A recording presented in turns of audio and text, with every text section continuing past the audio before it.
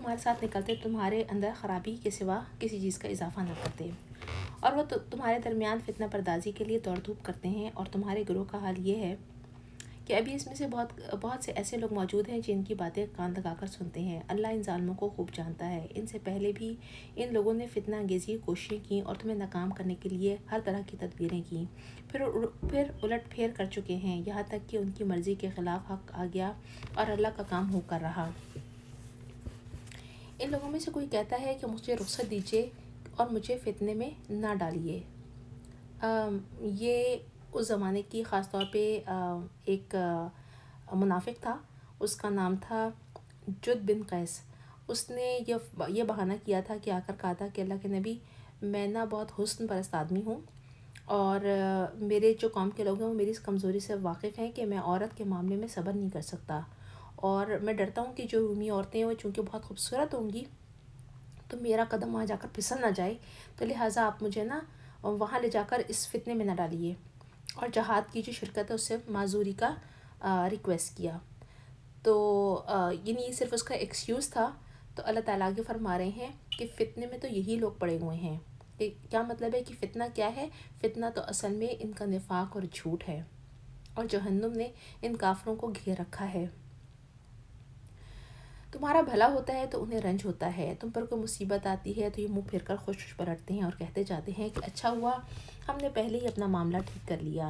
ان سے کہو ہمیں ہرگز کوئی برائی یا بھلائی نہیں پہنچتی مگر وہ جو اللہ نے ہمارے لیے لکھ دی ہے، اللہ ہی ہمارا مولا ہے، اور اہل ایمان کو اسی پر بھروسہ کرنا چاہیے۔ ان سے کہو کہ تم ہمارے معاملے میں جس چیز کی منتظر ہو وہ اس کے سوا اور کیا ہے کہ بھلائیوں میں سے ایک بھلائی ہے۔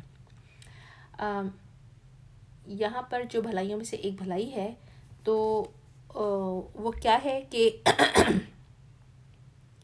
مسلمانوں کو اللہ تعالیٰ کے نبی صلی اللہ علیہ وسلم نے کیا بتانے کی کوشش کی ہے، یہاں پر اللہ تعالیٰ ہمیں کیا بتا رہے ہیں کہ جب بھی جنگ ہوتی ہے یا جو انسان اللہ کی راہ میں جاتا ہے تو ایک مسلمان کے لیے یا تو اس کی کامیابی یہ ہے کہ وہ اسلام کو فتح دلوا کر غالب ہو کر غازی کی حیثیت سے واپس آتا ہے، تو یہ تو بہت بڑی بھلائی ہو گئی جو کہ کھلی بھلائی ہے جو کہ سب کو نظر آ رہی ہے۔ لیکن دوسری بھلائی کی بات کیا ہے کہ دیکھنے میں تو بظاہر تمہیں لوگوں کو ایسا لگے گا یا ان منافقوں کو ایسا لگے گا کہ تم شہید کر دیے گئے ہو یا تم مار دیے گئے ہو یا دنیا تمہاری ختم ہو گئی ہے اس لیے کہ تمہیں موت نے آ لیا وہاں پر، لیکن دراصل وہ ایک مومن کے لیے سب سے بڑی کامیابی ہے، سب سے بڑی بھلائی ہے، اس لیے کہ اللہ تعالیٰ فرما رہے ہیں کہ وہ شہادت کا درجہ ہے، اور یا شہادت ہے یا اس کے بعد کامیابی ہے تو غازی ہے۔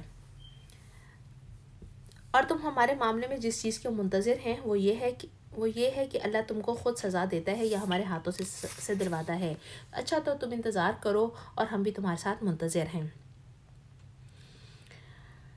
ان سے کہو تم اپنے مال خواہ راضی خوشی خرچ کرو یا بکراہت، بہرحال وہ قبول نہ کیے جائیں گے کیونکہ تم فاسق ہو۔ ان کے دیے ہوئے مال نہ قبول ہونے کی وجہ اس کے سوا نہیں ہے کہ انہوں نے اللہ اور اس کے رسول سے کفر کیا ہے، نماز کے لیے آتے ہیں تو کسمساتے ہوئے اور خدا کی راہ میں خرچ کرتے ہیں تو بادل نخواستہ۔ میری پیارے بہنوں، اس کو بھی انڈر لائن کر لیجئے اور یہ بات یاد رکھیے گا کہ یہ اللہ تعالیٰ نے قرآن مجید میں منافقوں کی 2 نشانیاں کھلی کھلی بتائی ہیں۔ ہماری نمازیں، اپنی نمازوں کو جج کیجئے، کیا ہماری نمازیں، کیا ہم نمازوں کے لیے اٹھتے ہیں تو سستی سے، کاہلی سے، کسمساتے ہوئے، یا ہمیں ایسا لگتا ہے کہ ہمارے پاس ایک مشکل پڑی ہوئی ہے کہ ہم نے نماز ادا کرنی ہے، یا ہمارے لیے بھی وہی بات ہے جو اللہ کے نبی صلی اللہ علیہ وسلم نے اپنے لیے کہا تھا کہ نماز میری آنکھوں کی ٹھنڈک ہے، یا مومن کی آنکھوں کی نماز مومن کے لیے ٹھنڈک ہے، معراج ہے، ٹھیک ہے۔ اور دوسری کیا چیز ہے کہ اللہ کی راہ میں اگر ہمیں خرچ کرنا پڑتا ہے تو کیا وہ ہمیں گراں ہوتا ہے یا ہم دل کی خوشی کے ساتھ اللہ کی راہ میں اپنی جیبوں کو کھول دیتے ہیں، یہ ہمارے لیے چیک پوائنٹ ہے۔ ان کے مال و دولت، ان کی کثرت اولاد کو دیکھ کر دھوکہ نہ کھاؤ، اللہ تو یہ چاہتا ہے کہ انہی چیزوں کے ذریعے سے ان کو دنیا کی زندگی میں مبتلا عذاب کر دے اور یہ جان دیں تو انکار حق ہی میں کی حالت میں ہی دیں۔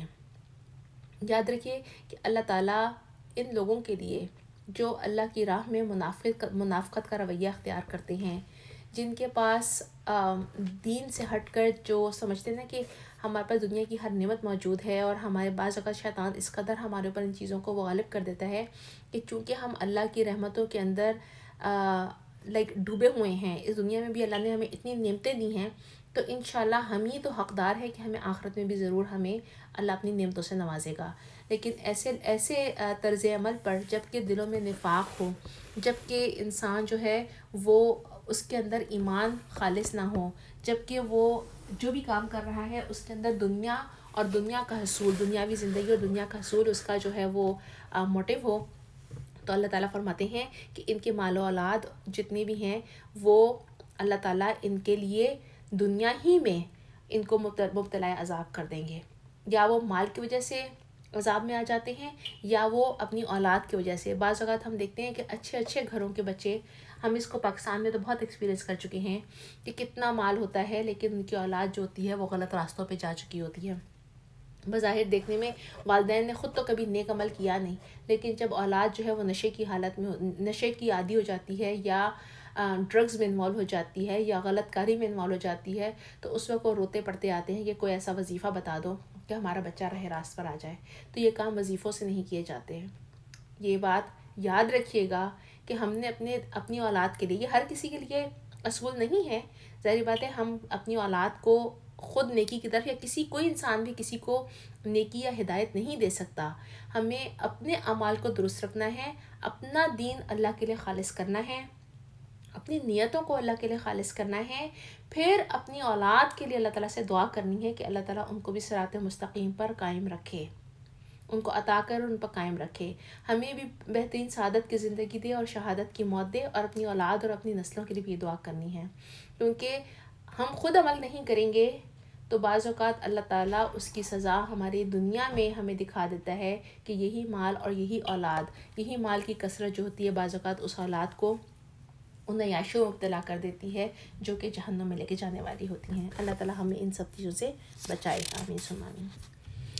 وہ خدا کی قسم کھا کر کہتے ہیں تم میں سے، ہم تمہیں میں سے ہیں، حالانکہ وہ ہرگز تم میں سے نہیں ہیں، اصل میں تو وہ ایسے لوگ ہیں جو تم سے خوفزدہ ہیں۔ اگر وہ کوئی جائے پناہ پا لیں یا کوئی کھو یا گھس بیٹھنے کی جگہ تو بھاگ کر اس میں جا چھپیں۔ اے نبی، ان میں سے بعض لوگ صدقات کی تقسیم پر تم پر اعتراضات کرتے ہیں، اگر مال میں سے انہیں کچھ دے دیا جائے تو خوش ہو جائیں گے اور نہ دیا جائے تو بگڑنے لگیں گے۔ کیا اچھا ہوتا کہ اللہ اور رسول نے جو کچھ ان کو دیا ہے وہ اس پر راضی رہتے اور کہتے حسبنا اللہ، اللہ ہمارے لیے کافی ہے، وہ اپنے فضل سے ہمیں اور بھی دے گا اور اس کا رسول بھی ہم پر عنایت فرمائے گا، ہم اللہ ہی کی طرف نظر جمائے ہوئے ہیں۔ یہ صدقات تو دراصل، یہ صدقات اب کن صدقات کی بات آ رہی ہے؟ یہ صدقات کی تقسیم کا طریقہ ہے صدقات واجبہ کے لیے، یعنی زکوٰۃ کے لیے۔ زکوٰۃ کس کو دینی چاہیے؟ فقیروں کے لیے، مسکینوں کے لیے، ان لوگوں کے لیے جو صدقات کے کام پر معمور ہوں، یعنی جن کا کام یہ ہو کہ وہ صدقات کو جمع کرتے ہیں، زکوٰۃ کو جمع کرتے ہیں۔ یہ زکوٰۃ کے لیے جو بھی ادارے قائم ہیں جو کہ کلیکشن کرتے ہیں اور ان کو ڈسٹریبیوٹ کرنے کے لیے جو بھی انتظام ہے اس کو سنبھالتے ہیں، ظاہر بات ہے ان کی سورس آف ارننگ کوئی اور چونکہ نہیں ہے، تو انہی میں سے اگر ان کی تنخواہیں دی جائیں تو وہ کیا جا سکتا ہے، ان کو استعمال ہو سکتا ہے۔ اور ان لوگوں کے لیے جن کی تعریف قلب مطلوب ہو، تعریف قلب مطلوب ہو یعنی جن کو دین کی طرف لانا مقصود ہو، یا جو کہ نیولی مسلم ہیں، جن کے تاکہ ان کے جو دل ہیں وہ ایمان کے اوپر جم جائیں، کیونکہ ہم دیکھتے ہیں کہ اس وقت امریکہ میں بھی کتنے سارے ریفیوجیز ہیں جو کہ آل اوور دا ورلڈ لائے جا رہے ہیں، اور ہم دیکھتے ہیں کہ خالی مسلمان، ہم تو جتنی کوشش کر سکتے ہیں اللہ ہماری کوششوں میں برکت ڈالے اور ان کا ہمیں بہترین ثمرہ دنیا میں بھی دے اور اجر آخرت میں بھی رکھے، لیکن ہم دیکھتے ہیں کہ بہت ساری جو نان مسلم این جی اوز ہیں وہ جا کر ان مسلمانوں کی اپنے دین کی طرف سے جب ان کو فائنینشیل سپورٹ کرتے ہیں، جس میں وہ اپنے مال، اپنے گھر، ہر چیز چھوڑ کر برباد ہوئے ہوتی ہیں ان کی زندگیاں، وہ یہاں لائے جاتے ہیں اور ان کو سپورٹ کیا جاتا ہے، تو بہت سارے لوگ اپنے دین کو چھوڑ کر وہ دین اپنا لیتے ہیں۔ تو اللہ تعالیٰ ہم کو فرسٹ آف آل کہ بہترین ایمان دے کہ ہم ان دنیاوی تھوڑی تھوڑی چیزوں کے بدلے جو ہے وہ اپنے دین کو نہ بیچیں، لیکن اگر ہمیں ایسے لوگ ملتے ہیں جو اتنی تکلیفوں کے بعد اتنا پریشانیوں سے گزر کو یہاں تک پہنچے ہوئے ہیں، ریفیوجیز ہیں، اور اگر ہم ان کی ویسے بہت زیادہ سپورٹ نہیں کر سکتے تو ہماری جو زکوٰۃ ہے وہ ان کے مد میں استعمال ہو سکتی ہے، اور ان لوگوں کے لیے بھی جو نئے نئے مسلمان ہوئے ہیں اور جن کو سپورٹ کی ضرورت ہے، فائنینشیل سپورٹ کی ضرورت ہے. ٹھیک ہے. پھر آگے کیا آتا ہے، نیز یہ کہ گردن چھڑانے کے لیے. گردن چھڑانے کے لیے مینس کہ اگر کوئی مقروض ہے، یعنی قرض داروں کی کسی غلام کو آزاد کرنے کے لیے. گردن چھڑانے کا مطلب ہے غلام کو آزاد کرنا اور قرض داروں کی مدد کرنے میں. قرض دار کون سے قرض دار؟ جو کہ ایک مجبور قرض دار ہے، ایک عادی قرض دار نہیں ہو کہ آج ایک سے ایک قرضہ لیا، کل دوسرے سے قرضہ لیا، پرسوں تیسرے سے قرضہ لیا، اور اس کے بعد چاہے کہ ہر کوئی یا تو اس کا قرضہ معاف کر دے یا کوئی اس کا قرضہ ادا کر دے. تو ایسے لوگوں کے لیے نہیں، بلکہ ایسے جو کہ جینوئن لوگ ہیں، اور اگر ہم ان کو جانتے ہیں کہ وہ مقروض ہو گئے ہیں اور ان کی حالت ایسی ہے کہ اب وہ قرضوں میں ڈوبے ہوئے ہیں یا کہ ان کے اوپر سود چڑھا ہے، تو ان کو ان کے قرضوں سے نجات دینے کے لیے بھی زکوٰۃ جو ہے وہ استعمال کی جا سکتی ہے. اور راہ خدا کا مطلب ہے کہ اللہ کے راستے میں، دین کی سربلندی میں، یعنی وہ تمام کام جن میں اللہ کی رضا مطلوب ہو اور رضا شامل ہو، اس کے اندر وہ تمام کام آ جاتے ہیں. اور مسافر نوازی میں استعمال کرنے کے لیے ایک فریضہ ہے اللہ کی طرف سے، اور اللہ سب کچھ جاننے والا اور دانا بینا ہے. اور مسافروں کے لیے ایک بات یہ بھی ہے کہ اگر ہمارے پاس انف نہیں ہے کہ ہم کسی مسافر کی اچھے طریقے سے مہمان نوازی کر سکیں، اور مسافر جو ہے وہ اپنے علاقے کا بادشاہ بھی ہو، لیکن وہ اب آپ کے پاس اتنا غریب اور اس میں حال میں پہنچا ہے، اور اس کے پاس کوئی ایسا طریقہ نہیں ہے کہ وہ اپنا اس ویلتھ کو استعمال کر سکے جو اس کے علاقے میں موجود ہے، تو اس کی جو مدد ہے وہ زکوٰۃ کی رقم سے کی جا سکتی ہے. ٹھیک ہے. بسم اللہ الرحمن الرحیم. ان میں سے کچھ لوگ ہیں جو اپنی باتوں سے نبی کو دکھ دیتے ہیں اور کہتے ہیں کہ یہ شخص کانوں کا کچا ہے. کہو اچھا، کانوں کا کچا کیوں کہا جاتا تھا؟ اس لیے کہتے تھے کہ نبی پاک صلی اللہ علیہ وسلم جو تھے وہ ہر انسان کی بات سنا کرتے تھے اور ہر کسی کو کہنے کا موقع دیا کرتے تھے. تو بحیثیت لیڈر ان کی ذمہ داری تھی جس طرح سے وہ ادا کر رہے تھے. آج بھی ہم جانتے ہیں کہ آپ کو اگر لیڈ کا کوئی بھی کام دیا جائے، یا آپ کہیں کے لیڈر ہوں، یا آپ کسی آرگنائزیشن کو لیڈ کر رہے ہوں، یا اپنے علاقے میں کسی، ایون ایز اے مدر، آپ یہ سوچیں کہ آپ نے اگر آپ کے پاس آپ کا ایک بچہ آ کر کوئی بات کرے گا تو آپ نے اس کی بات بھی سننی ہے، دوسرا بچہ آ کے بات کرے گا تو اس کی بات بھی سننی ہے. ایسا نہیں ہو سکتا کہ آپ صرف ایک کی بات سنیں اور دوسرے کی بات سننے سے انکار کر دیں.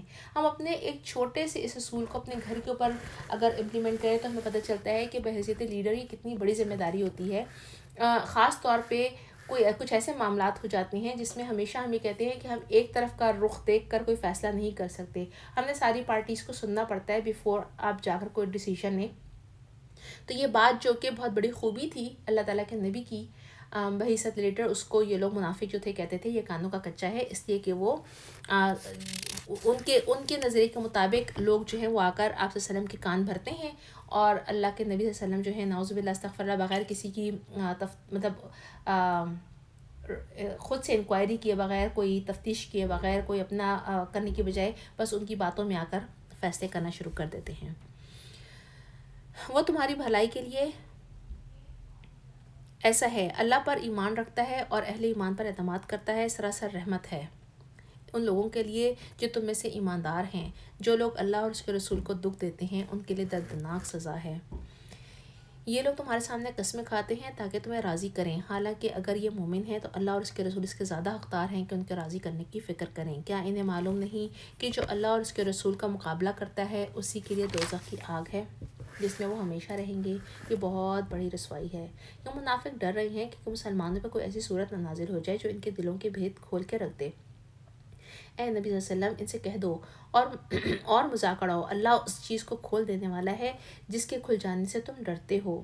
اور اگر ان سے پوچھو کہ تم کیا باتیں کرتے ہو تو جھٹ کہہ دیں گے ہم تو ہنسی مذاق اور دل لگی کر رہے تھے. ان سے کہو کہ کیا تمہاری ہنسی دل لگی اللہ اور اس کی آیات اور اس کے رسول ہی کے ساتھ ہے؟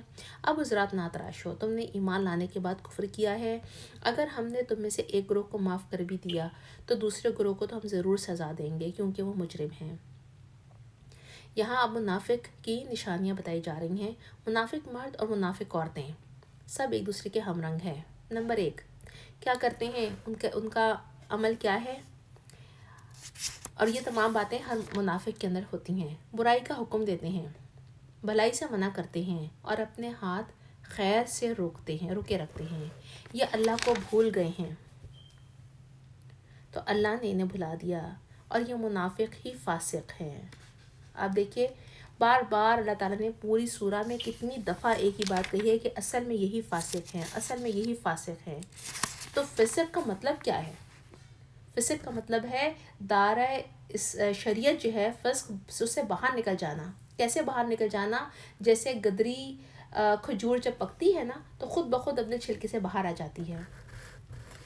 ٹھیک ہے، تو اس طریقے سے جب کوئی انسان خود بخود ایسی حرکات کرتا ہے کہ وہ دائرۂ اسلام سے، شریعت سے باہر آ جاتا ہے تو وہ فاسق ہوتا ہے. اور اللہ تعالیٰ کھل کے سورہ میں بتا رہے ہیں کہ جو منافق ہیں وہ دراصل فاسق ہی ہیں. اور اگین جیسے میں نے آپ کو بگننگ میں بتایا تھا نا، یہاں پر دیکھیے گا کہ جہاں پر ہم اس وقت عربی چونکہ نہیں پڑھ رہے ہیں، لیکن آپ اس کو خود جب پڑھیں گی انشاءاللہ، بلکہ ہم جب سنیں گے بھی اس کو رمضان میں اپنے تراویحوں میں، تو غور کیجیے گا. اللہ تعالیٰ نے کہیں پر بھی یہاں پر منافقوں کو یہ نہیں کہا یا ایھا المنافقون، کہا ہے یا ایھا الذین آمنوا، اور اس کے بعد پھر بات آگے رکھی ہے.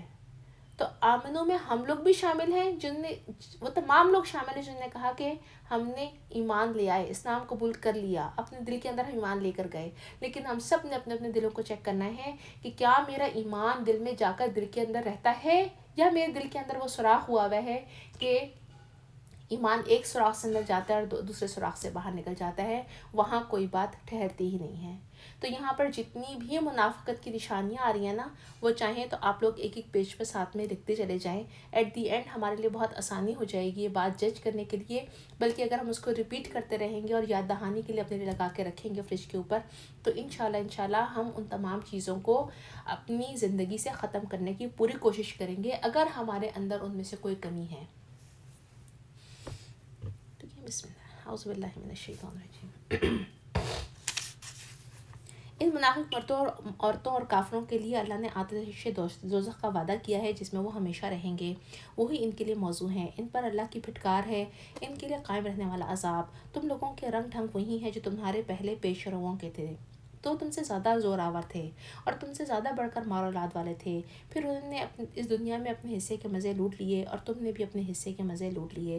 جیسے انہوں نے لوٹے ویسے ہی بحثوں میں تم پڑے ہو، جیسی بحثوں میں وہ پڑے تھے. سو ان کا انجام یہ ہوا کہ دنیا اور آخرت میں ان کا سب کیا دھرا ضائع ہو گیا اور وہ خسارے میں ہیں. کیا ان لوگوں کو اپنے پیش رو کی تاریخ نہیں پہنچتی؟ اب اللہ تعالیٰ ان کو وہ باتیں بتا رہے ہیں کہ وہ لوگ بھی فاسق تھے اور منافق بھی فاسق ہیں. اب یہ کون سے لوگ تھے جن کے بارے میں اللہ تعالیٰ بات کر رہے ہیں؟ کہہ رہے ہیں نوح کی قوم، عاد، سمود، ابراہیم کی قوم، مدین کے لوگ اور وہ بستیاں جنہیں الٹ دیا گیا، یعنی لوط علیہ السلام کی قوم. ان کے رسول ان کے پاس کھلی نشانیاں لے کر آئے، پھر یہ اللہ کا کام نہ تھا کہ ان پر ظلم کرتا، مگر وہ آپ ہی اپنے اوپر ظلم کرنے والے تھے.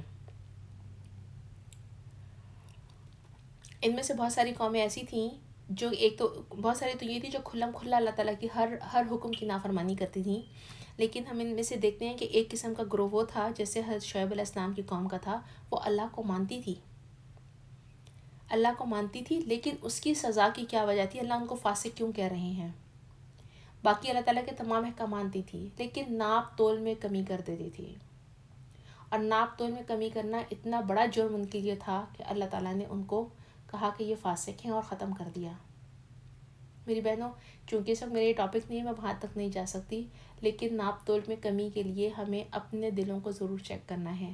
ناپ تول میں کمی صرف اور صرف مال میں نہیں ہوتی ہے.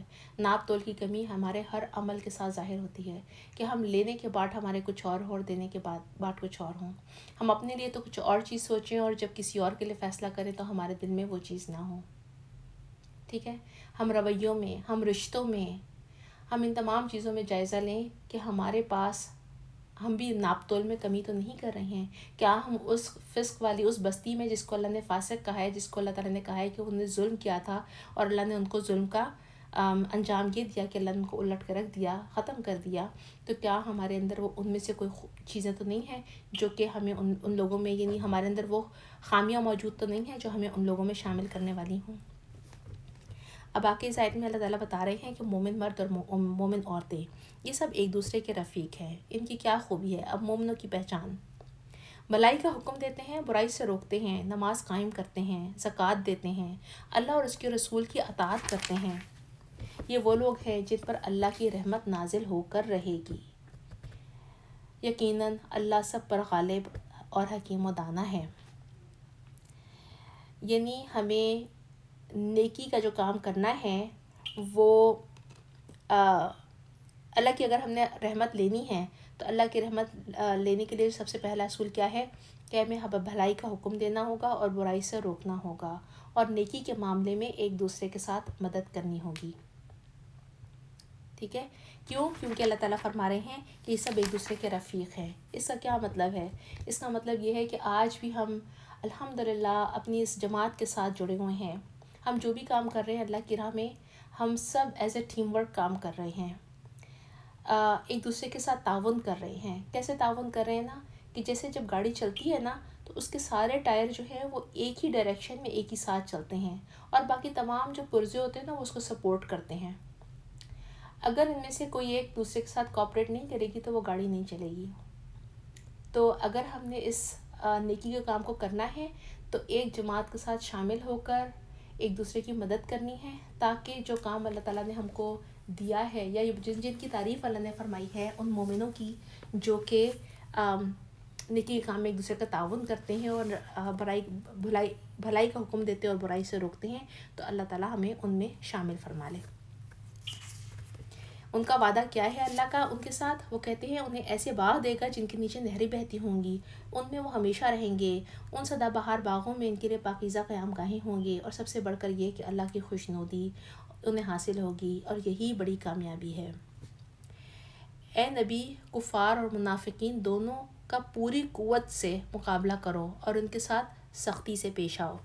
یہ جو ہے وہ آیت اللہ تعالیٰ نے پہلی دفعہ منافقین کے ساتھ بھی سختی کے ساتھ پیش آنے کا حکم دیا تھا۔ ہم جانتے ہیں کہ اللہ تعالیٰ کے نبی صلی اللہ علیہ وسلم جو تھے ان کو پتہ تھا منافقین کون لوگ ہیں، یہاں تک کہ عبداللہ بن ابی جو تھا سب کو پتہ تھا کہ وہ منافقین کا سردار ہے، لیکن جب اس کی موت ہوئی تھی تو اللہ تعالیٰ کے نبی صلی اللہ علیہ وسلم نے جب ان کا بیٹا مانگنے کے لیے آیا تھا آپ کا کرتا، آپ نے ان کو کرتا بھی دے دیا، کسی بھی چیز سے انہوں نے انکار نہیں کیا، یہاں تک کہ اس کی جو اس کا جو سر تھا وہ اپنی گود میں رکھ کے تو اپنا لعاب دہن اس کے منہ میں ڈالا کہ شاید اللہ تعالیٰ اس کو اوپر اپنا رحم کر دیں۔ اللہ تعالیٰ کے نبی تو اس قدر رحمت للعالمین بنا کر بھیجے تھے کہ وہ منافقین کو بھی، جن کی تمام حرکتوں سے وہ باخبر تھے، جن کی تمام جو پلاٹس ہر وقت کھینچے جاتے تھے ان کے خلاف، ان سے وہ باخبر ہوتے تھے، وہ ان کو پتہ تھا کہ یہ کتنا نقصان پہنچانے کی کوششیں کر رہے ہیں اور کتنے زیادہ مسلمانوں سے نفرت کرتے ہیں، لیکن باوجود اس کے اللہ کے نبی صلی اللہ علیہ وسلم جو تھے وہ کس قدر ان کے اوپر بھی رحمت کا معاملہ کیا کرتے تھے ان کے ساتھ۔ تو اللہ تعالیٰ یہاں فرما رہے ہیں کہ ان کا پوری قوت کے ساتھ اور سختی کے ساتھ جو ہے وہ مقابلہ کرو، اور اس میں سختی کے ساتھ خالی یہ نہیں کہ جاؤ ان کے ساتھ جنگ کرنا شروع کر دو، بلکہ اصل بات یہ ہے کہ اگر تم ان کو کسی غداری کا مرتکب پاؤ تو پھر کیا کرو کہ اس کے اوپر پردے نہ ڈالو، بلکہ اس کے اوپر مقدمہ چلا کر جو بھی اس کی سزا بنتی ہے اس کو سزا دی جائے۔ آخر کار ان کا ٹھکانہ جہنم ہے اور بدترین جائے قرار ہے۔ یہ لوگ خدا کی قسمیں کھا کر کہتے ہیں کہ ہم نے وہ بات نہیں کہی، حالانکہ انہوں نے ضرور وہ کافرانہ بات کہی تھی۔ وہ اسلام لانے کے بعد کفر کے مرتکب ہوئے اور انہوں نے جو کچھ کرنے کا ارادہ کیا جسے وہ نہ کر سکے۔ یہاں پر وہ کس چیز کی طرف نشاندہی ہے کہ کس چیز کا ارادہ کرنا تھا اور کیا کچھ نہیں کر سکے، اس کا یہ اس طرح سے آتا ہے کہ اس کی جو پس منظر میں کہ منافقین جو تھے انہوں نے یہ طے کیا تھا کہ جب نبی پاک صلی اللہ علیہ وسلم جنگ سے واپس آئیں گے اس پہ غزوہ تبوک سے، تو ان کو گھاٹیوں میں سے گزرتے ہوئے آنا تھا، تو وہ کسی ایک گھاٹی سے گزریں گے تو ان میں وہ موقع پا کر اللہ کے نبی کو کسی کھڈ میں پھینک دیں گے اور نعوذ باللہ ان کو ختم کر دیں گے۔ تو اللہ تعالیٰ نے ان کو اس کی اطلاع دے دی تھی، اور جو لشکر تھا ان سے کہا کہ آپ وادی سے گزریں، اور اس میں ایک تو یہ تھا کہ مطلب ان کو یہ تھا کہ اگر خیریت سے وہ رومیوں سے بچ کر نکل کے بھی آ گئے تو ہم اس طرح سے ان کو ختم کر دیں گے، اور پیچھے جو عبداللہ بن ابی تھا اس کے سر پر جو ہے وہ تاج رکھ کے اس کو اپنا ہم بادشاہ بنا لیں گے. تو اللہ تعالیٰ نے ان کو پہلے سے ہی اس کی اطلاع کر دی تھی اور وہ تمام پلانس جو کرنا چاہتے تھے وہ نہ کر سکے. ان کا یہ سارا غصہ اسی بات پر ہے کہ اللہ اور اس کے رسول نے اپنے فضل سے اللہ اور اس کے رسول نے اپنے فضل سے ان کو غنی کر دیا ہے. اب اگر یہ اپنی روش سے باز آ جائیں تو انہی کے لیے بہتر ہے. اگر یہ باز نہ آئے تو اللہ ان کو نہایت دردناک سزا دے گا، دنیا میں بھی اور آخرت میں بھی، اور زمین میں کوئی نہیں جو ان کا حمایتی اور مددگار ہو. ان میں سے بعض ایسے بھی ہیں جنہوں نے اللہ سے عہد کیا تھا، اگر ہم نے اپنے فضل سے ہم کو اگر اللہ نے اپنے فضل سے ہم کو نوازا تو ہم خیرات کریں گے، صالح بن کے رہیں گے.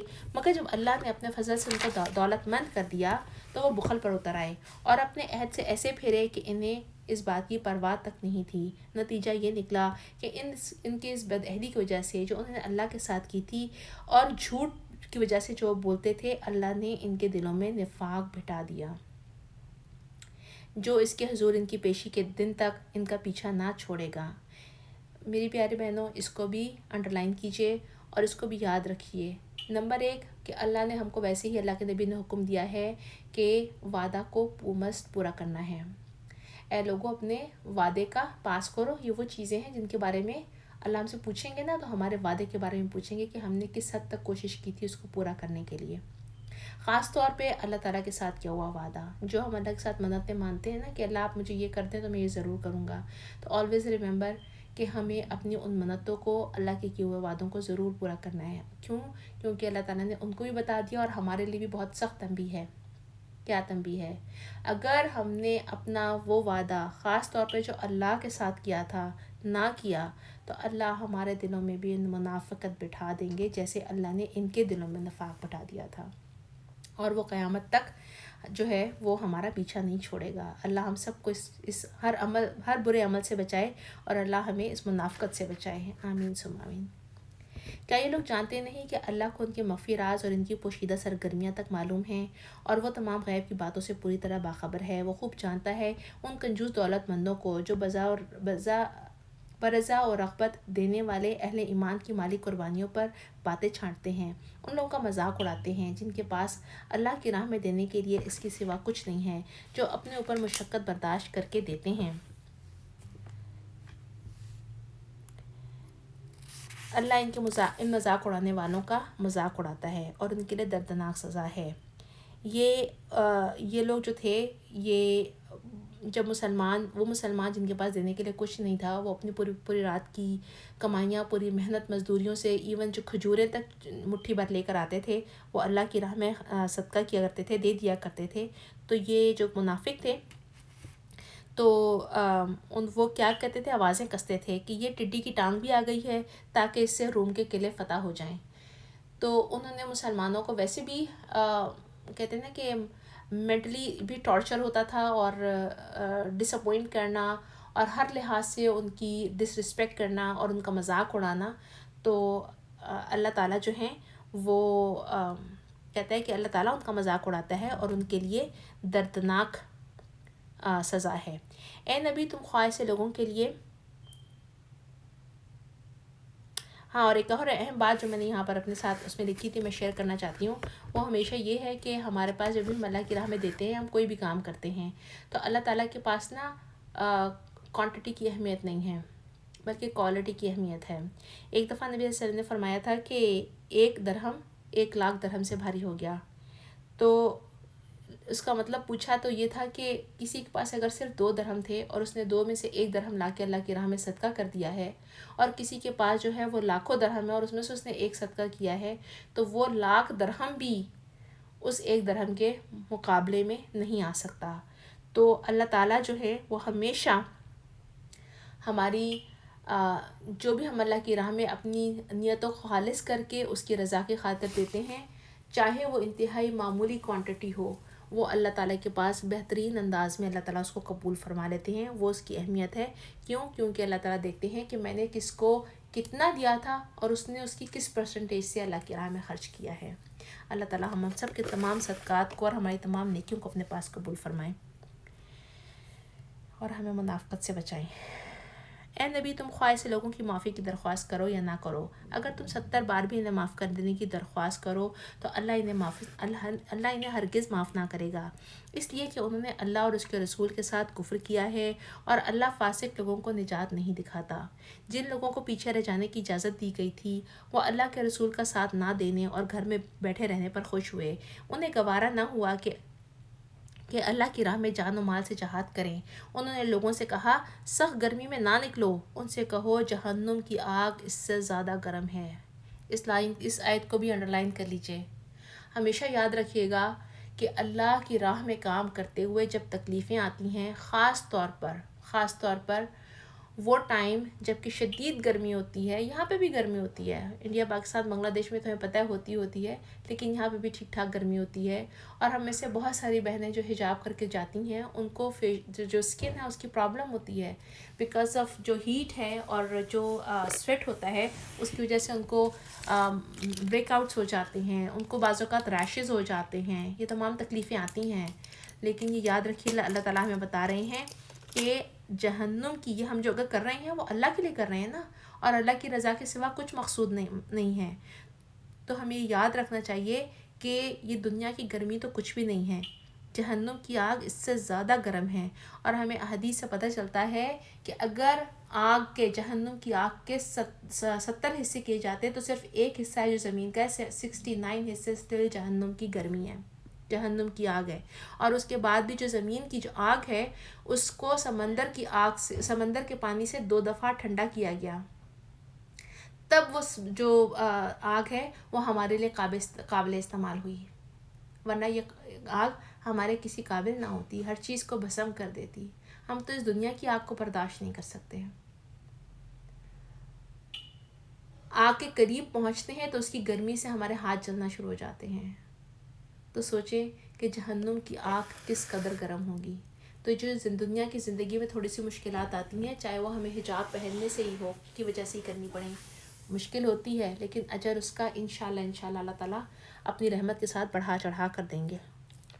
کاش انہیں اس کا شعور ہوتا، اب چاہیے کہ یہ لوگ ہنسنا کم کر دیں اور روئے زیادہ، اس لیے کہ جو بدی یہ کماتے ہیں اس کی جزا ایسی ہی ہے کہ انہیں اس پر رونا چاہیے۔ اگر اللہ ان کے درمیان تمہیں واپس لے جائے اور آئندہ ان میں سے کوئی گروہ جہاد کے لیے نکلنے کے لیے تم سے اجازت مانگے تو صاف کہہ دیجیے گا کہ اب تم میرے ساتھ ہرگز نہیں چل سکتے، نہ تم میری میت میں کسی دشمن سے لڑ سکتے ہو، تم نے پہلے بیٹھے رہنے کو پسند کیا تھا تو اب گھر بیٹھے رہنے والوں ہی ساتھ بیٹھے رہو۔ آئندہ ان میں سے جو کوئی مرے، ان کی بات ہو رہی ہے منافقوں میں سے، اس کی نماز جنازہ تم ہرگز نہ پڑھنا اور نہ کبھی اس کی قبر پر کھڑے ہونا، کیونکہ اللہ اور اس کے رسول کے ساتھ انہوں نے کفر کیا ہے اور وہ مرے ہیں اس حال میں کہ وہ فاسق تھے۔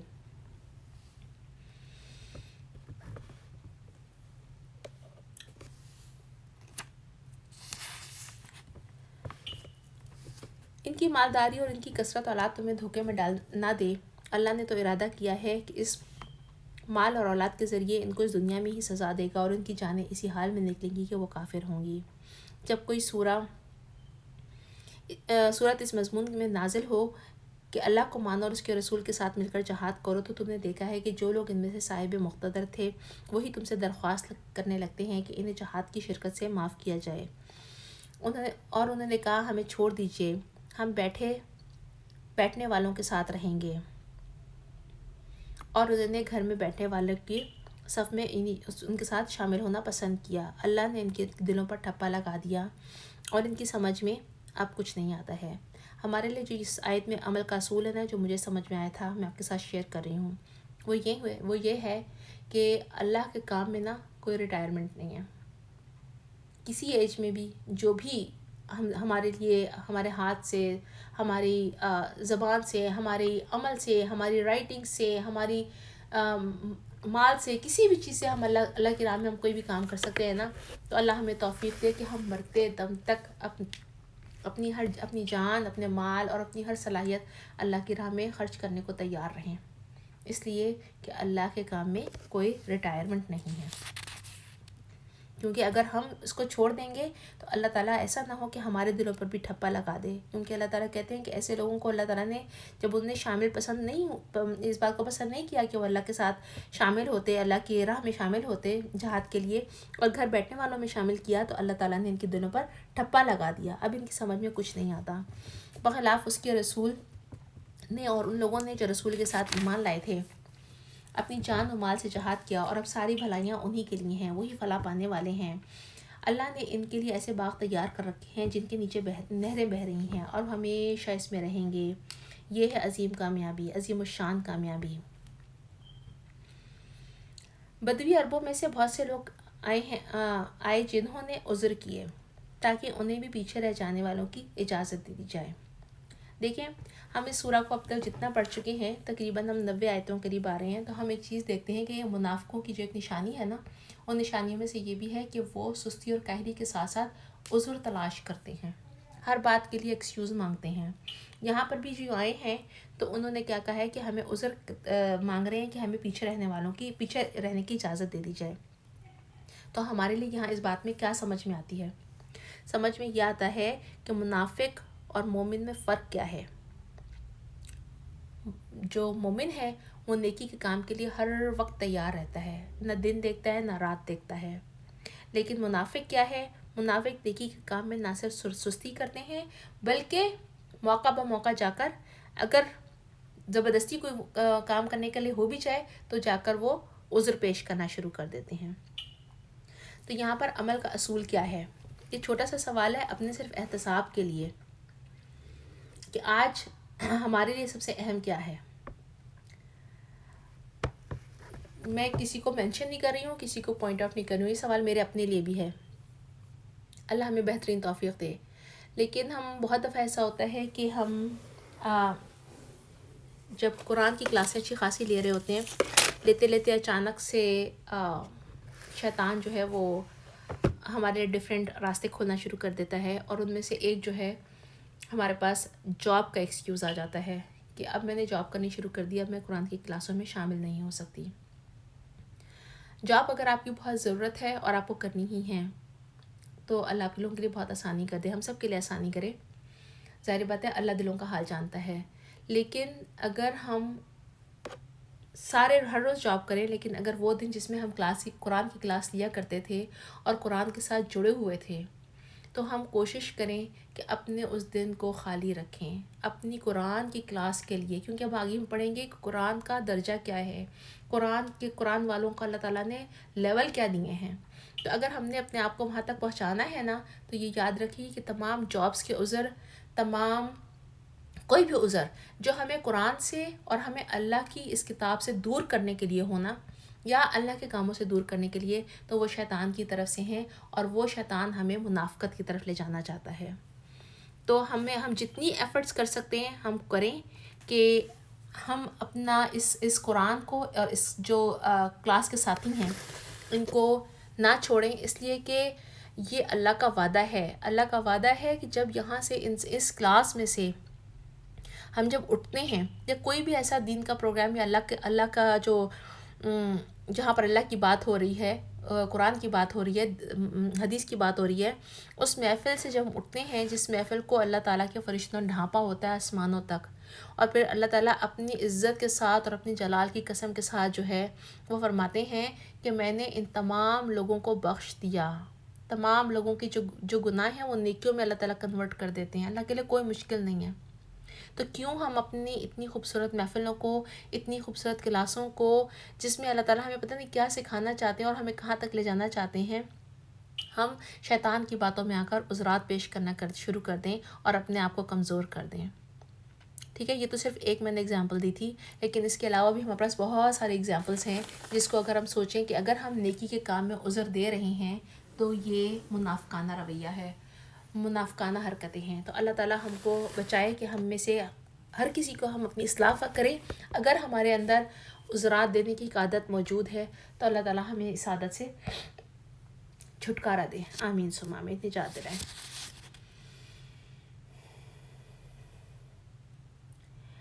اس طرح بیٹھ رہے وہ لوگ جنہوں نے اللہ اور اس کے رسول سے ایمان کا جھوٹا عہد کیا، ان بدویوں میں سے جن لوگوں نے کفر کا رویہ اختیار کیا ہے، ان قریب و دردناک سزا سے دوچار ہوں گے۔ اب اجازت کس کو دی جا رہی ہے؟ جو مخلص مسلمان ہیں لیکن ضعیف ہیں، بیمار ہیں، وہ لوگ جو شرکت جہاد میں کی راہ نہیں پاتے، یعنی ان کے پاس کوئی ریسورسز نہیں ہیں، اگر پیچھے رہ جائیں تو کوئی حرج نہیں، جبکہ وہ خلوص دل سے اللہ اور اس کے رسول کے وفادار ہیں۔ ایسے محسنین پر کی اعتراض کی کوئی گنجائش نہیں، اور اللہ درگزر فرمانے والا اور رحم فرمانے والا ہے۔ اسی طرح ان لوگوں پر بھی کوئی اعتراض کا موقع نہیں جنہوں نے آ کر تم سے درخواست کی تھی کہ ہمارے لیے سواریاں بہم پہنچائی جائیں، اور تم نے کہا تھا کہ میں تمہاری سواریوں کا انتظام نہیں کر سکتا، تو وہ مجبوراً واپس ہو گئے، حالانکہ حال یہ تھا کہ ان کی آنکھوں سے آنسو جاری تھے اور انہیں اس بات کا بڑا رنج تھا، اور اپنے خرچ پر شریک جہاد نہ ہونے کی مقترد نہیں رکھتے تھے۔ اس کا مطلب کیا ہے؟ اس کا مطلب یہ ہے کہ اگر کوئی ایسی بلکہ سب سے پہلے تو میں یہ بات کہوں گی کہ یہاں پر بھی نا ہم سب تقابلہ ہے دو قسم کے لوگوں کا، وہ جو منافق ہیں اور وہ جو مومن ہیں۔ تو ہم نے اپنا جائزہ لینا ہے کہ ہم کہاں کھڑے ہیں۔ جب اللہ کے کاموں کا کوئی وقت آتا ہے، اللہ کے کام کرنے کے لیے ہمیں کوئی حکم دیا جاتا ہے، یا ہم سے ریکویسٹ کی جاتی ہے، یا ہماری آرگنائزیشن ہم سے کوئی بات رکھتی ہے، تو ہمارا ریئیکشن کیا ہوتا ہے؟ کیا ہم ان لوگوں کی طرح آگے بڑھ جاتے ہیں اور کہتے ہیں کہ عذرا دینا شروع کر دیتے ہیں، یا ہم اپنی طرف سے پوری کوشش کرتے ہیں کہ ہم جس حد تک ممکن ہو سکے ہم اللہ کی راہ میں اپنے جان اور مال کے ساتھ شامل ہو جائیں؟ تو یہ بھی ہمارا اپنا کیا کہنا چاہیے، سیلف چیک ہے، ٹھیک ہے۔ اور اسی طرح سے ہمیں یاد رکھنا چاہیے کہ نا جو منافقین ہوتے ہیں نا، جو ہم نے اتنی سارے منافقین کی نشانیاں پڑھی تھیں، ان میں سے ایک نشانی یہ بھی ہے کہ ان کے ہاتھ میں نا شر کی چابی ہوتی ہے اور خیر کا تالا ہوتا ہے۔ یہ ہر شر کو کھول دیتے ہیں اور ہر خیر کو بند کرتے ہیں۔ اور مومن کیا ہے؟ مومن وہ ہے جس کے ہاتھ میں خیر کی چابی ہے اور شر کا تالا ہے، وہ جہاں خیر دیکھتے ہیں اسے کھول دیتے ہیں، اور جہاں شر دیکھتے ہیں وہاں تالا ڈالنے کی کوشش کرتے ہیں۔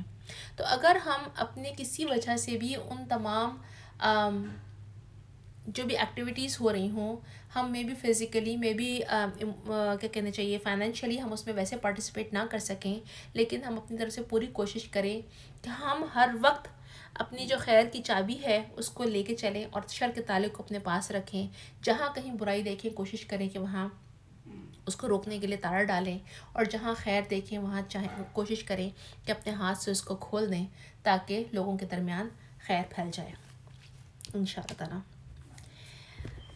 اللہ تعالیٰ کے نبی صلی اللہ علیہ وسلم جب وہاں سے غزوہ تبوک سے واپس آ رہے تھے تو اس آیت کے اس میں بتاتے ہیں کہ انہوں نے فرمایا کہ مدینہ میں کچھ لوگ ایسے ہیں جنہوں نے تمہارے ساتھ کوئی وادی طے نہیں کی اور نہ ہی کوئی کوچ کیا، اور وہ تمہارے ساتھ نہ تھے، یعنی اس کا مطلب یہ ہے کہ وہ تمہارے ویسے فزیکلی تمہارے ساتھ نہیں تھے، لیکن وہ عمل اجر میں تمہارے ساتھ ساتھ نہ رہے ہوں۔ صحابہ نے تعجب کیا کہ وہ مدینہ میں ہی رہتے ہوئے وہ ہمارے ساتھ کس طرح سے شامل ہیں؟ تو انہوں نے فرمایا مدینہ میں ہی رہتے ہوئے، کیونکہ ان کو مجبوری نے روک رکھا، ورنہ وہ خود رکنے والے نہ تھے۔ یہاں سے ایک اور چیز جو عمل کے لیے بھی ملتی ہے نا اصول اس آیت کے اس میں، کہ ہمیں بعض اوقات حدیث سے بات پتہ چلتی ہے کہ وہ انسان جو صحت کے زمانے میں وہ تمام عبادات کر رہا ہوتا ہے، جو بیماری کی وجہ سے یا مجبوری یا عذر یا کسی ایسی عذر کی وجہ سے جو اس کے کنٹرول میں نہ ہو کی وجہ سے وہ نہ کر سکے، تو بھی اللہ تعالیٰ اس کو اس کا اجر دیتے رہتے ہیں۔ انسان نیت کر لیتا ہے کہ مجھے یہ کام کرنا ہے، لیکن فار اینی ریزن وہ کام وہ نہیں کر سکتا، تو اس کا اجر اس وقت سے لکھنا شروع ہو جاتا ہے، اللہ یہ کہ اب اس کا عذر ایسا ہو کہ کوئی جینوین عذر ہو تو اللہ اس کا اجر دیتے ہی رہیں گے۔ لیکن اگر اس کے بعد وہ ٹائم آیا کہ جب اس کو، جیسے فار انسٹنس میں آپ کو اگزامپل کے ساتھ سمجھاتی ہوں کہ کسی نے نیت کی کہ اگر مجھے اللہ اتنے لاکھوں یا اتنے کروڑوں یا اتنے ہزاروں ڈالر دے دیں تو میں ہر روز اللہ کی راہ میں اتنا صدقہ کروں گی، اس کو وہ اجر جو ہے وہ ملتا رہے گا جب تک کہ اللہ تعالیٰ اس کو وہ پیسہ دے نہ دیں، اور اس کے بعد پھر وہ اپنا بندہ فیصلہ کرے کہ مجھے آگے اللہ کی راہ میں دینا ہے کہ نہیں دینا۔ اگر وہ دیتا ہے تو اللہ اس کو بڑھا چڑھا کے اس کے حساب سے اس کا اجر دیں گے، لیکن اگر نہیں دے گا تو وہاں اس کا اجر بند ہو جائے گا۔ لیکن مومن کے لیے جو فائدہ ہے وہ یہ ہے کہ اس کی نیت کا بھی اس کو اجر ملنا شروع ہو جاتا ہے نیک کام کی، اور اگر خدا نہ خواستہ شیطان کسی برے کام کی نیت اس کے دل میں ڈال بھی دے تو جب تک وہ برا کام نہیں کرتا اس وقت تک اس کے لیے گناہ نہیں لکھا جاتا۔ اللہ ہم سب کو بہترین عمل کی توفیق دے۔ البتہ اعتراض ان لوگوں پر ہے جو مالدار ہیں اور پھر بھی تم سے درخواستیں کرتے ہیں کہ انہیں شرکت جہاد سے معاف رکھا جائے۔ انہوں نے گھر بیٹھنے والوں میں شامل ہونا پسند کیا، اللہ نے ان کے دل پر ٹھپا لگا دیا، اس لیے اب یہ کچھ نہیں جانتے اور اللہ کے ہاں ان کی روش کا کیا نتیجہ نکلنے والا ہے۔ جب تم پلٹ کر ان کے پاس پہنچو گے تو یہ طرح طرح کے عذرات پیش کریں گے، مگر تم صاف کہہ دینا کہ بہانے نہ کرو، ہم تمہاری کسی بات کا اعتبار نہ کریں گے۔ اللہ نے ہم کو تمہارے حالات بتا دیے ہیں، اب اللہ اور اس کا رسول تمہارے طرز عمل کو دیکھے گا، پھر تم اس کی طرف پلٹائے جاؤ گے جو کھلے اور چھپے سب کا جاننے والا ہے، اور وہ تمہیں بتا دے گا کہ تم کیا کچھ کرتے رہے ہو۔ تمہاری واپسی پر یہ تمہارے سامنے قسمیں کھائیں گے تاکہ تم ان سے صرف نظر کرو، تو بے شک تم ان سے صرف نظر ہی کر لو، کیونکہ یہ گندگی ہیں اور ان کا اصل مقام جہنم ہے جو ان کی کمائی کے بدلے میں انہیں نصیب ہوگی۔ یہ تمہارے سامنے قسمیں کھائیں گے تاکہ تم ان سے راضی ہو جاؤ، حالانکہ اگر تم ان سے راضی ہو بھی گئے تو اللہ ہرگز ایسے فاسق لوگوں سے راضی نہ ہوگا۔ یہ بدوی عرب کفر و نفاق میں زیادہ سخت ہیں، ان کے معاملے میں اس عمر کے امکانات زیادہ ہیں کہ اس دین کے حدود سے ناواقف رہیں جو اللہ نے اپنے رسول پر نازل کیا ہے۔ اللہ سب کچھ جانتا ہے، حکیم اور دانا ہے۔